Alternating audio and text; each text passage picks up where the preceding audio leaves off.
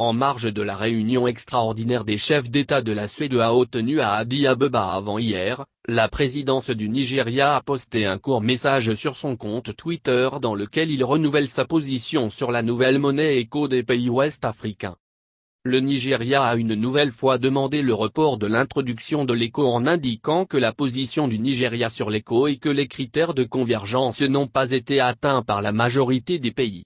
Il doit par conséquent y avoir un report du lancement de la monnaie unique. La question de l'éco divise les pays d'Afrique de l'Ouest.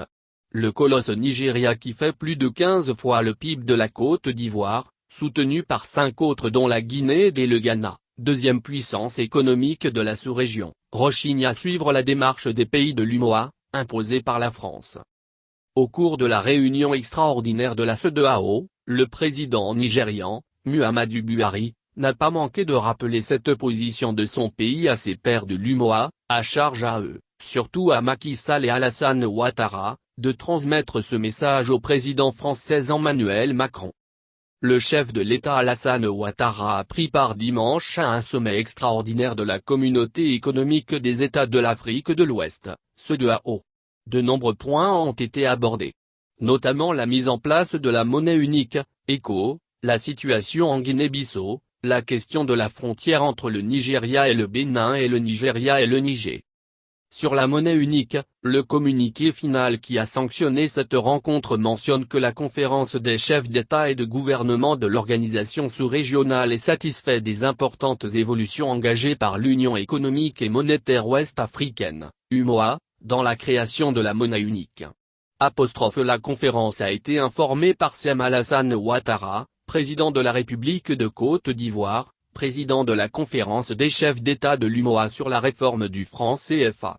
Cette réforme est une étape pour parvenir à la mise en place de l'éco telle que prévue par la feuille de route adoptée par la conférence des chefs d'État de la CEDEAO.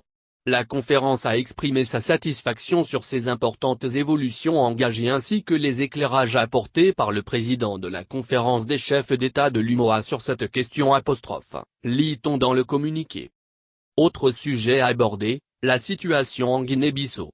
Les chefs d'État et de gouvernement de la CEDEAO ont noté que suite à la proclamation des résultats par la Commission nationale des élections, CNE, des recours ont été introduits auprès de la Cour suprême qui, après les avoir examinés, a demandé à la Commission nationale des élections de les traiter par une procédure de vérification de la consolidation nationale des données issues des commissions régionales, sous l'égide de la CEDEAO. Ils ont pris acte du fait que ces diligences ont été accomplies et ont confirmé les résultats communiqués le 17 janvier 2020 par la Commission nationale des élections, qui a transmis son rapport à la Cour suprême. Les leaders de la sous-région ont invité la Cour suprême, organe juridictionnel compétent en matière de contentieux, à jouer pleinement son rôle en conformité avec les dispositions constitutionnelles et le code électoral de la Guinée-Bissau.